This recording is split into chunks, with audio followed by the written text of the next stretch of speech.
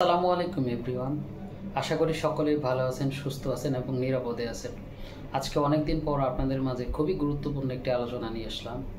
আপনারা জানেন আমি দীর্ঘ 13 বছর যাবৎ ডায়ালিসিস ইউনিটে কর্মরত আছি। তাই সচরাচরই আমাদের কাছে একটি খুব কমন প্রশ্ন এসে থাকে, সেটা কিডনি রোগীর পক্ষ থেকেও এবং সাধারণ মানুষের পক্ষ হতেও, যে কিডনি রোগের খাবার তালিকা বা খাদ্য তালিকা কী হতে পারে, অর্থাৎ কী খাওয়া যাবে এবং কি খাওয়া যাবে না, এই সম্পর্কে আজকে আমরা বিস্তারিত জানব। সাথেই থাকুন। সাধারণত কিডনি রোগীর প্রোটিন, সোডিয়াম, পটাশিয়াম ও পিউরিনযুক্ত খাবারগুলো নিয়ন্ত্রণ করতে হয়। চলুন আজকে জানার চেষ্টা করি এই খাবারগুলো কি কি।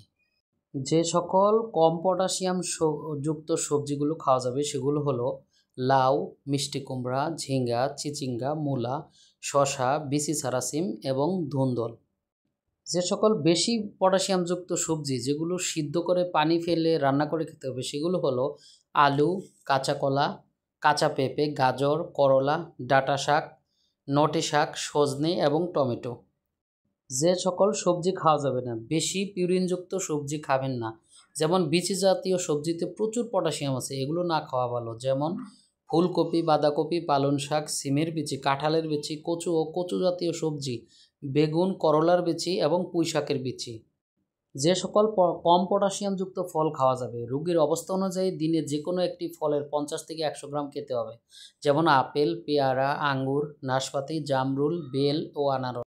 যে সকল বেশি পটাশিয়ামযুক্ত ফল খাওয়া যাবে না, যেমন আম, জাম, লিচু, আনার, কলা, আমড়া, কাঁঠাল, আমরাঙ্গা, আমলকি, ডাবের পানি, নারিকেল, কমলা, পাকা পেঁপে ও বরই। আবার যে সকল কম পিউরিনযুক্ত খাবার খাওয়া যাবে, যেমন চিনি, গুড়, মধু, মিষ্টি, সুজি, দুধ জাতীয় খাবার, তেল, চাল, পাউরুটি, আটা, সাবুদানা বা ডিমের সাদা অংশ। তবে ডায়াবেটিসের রোগীদের ক্ষেত্রে গ্লুকোজ বা শর্করার পরিমাণ হিসাব করে এই খাবারগুলো খেতে হবে চিকিৎসকের পরামর্শ অনুযায়ী। যে সকল বেশি পিউরিনযুক্ত খাবার খাওয়া যাবে না সেগুলো হলো গরুর মাংস, হাঁসের মাংস, কলিজা, মগজ, চিংড়ি মাছ, মাছের ডিম, সামুদ্রিক মাছ এবং শুঁটকি মাছ।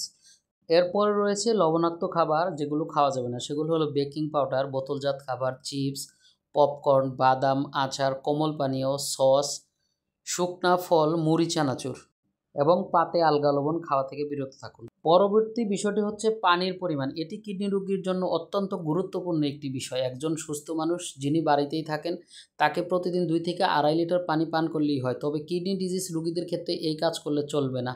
যারা ক্রনিক কিডনি ডিজিজে ভুগছেন এবং স্টেজ 1 থেকে 4 এর মধ্যে রয়েছেন তাদের প্রতিদিন 1 থেকে 1.5 লিটার পানি পান করতে পারেন, কিন্তু স্টেজ 4 পেরিয়ে গেলেই 1 লিটারের কম পানি পান করতে হবে, নচেত এটি কিডনির উপর চাপ পড়বে এবং ডায়ালাইসিস করতে হবে, ডায়ালাইসিস নির্ভর জীবন ধারণ করতে হবে। তাই আমরা সচেতন থাকব। ধন্যবাদ, ভালো থাকবেন, দেখা হবে নতুন কোনো ভিডিওতে।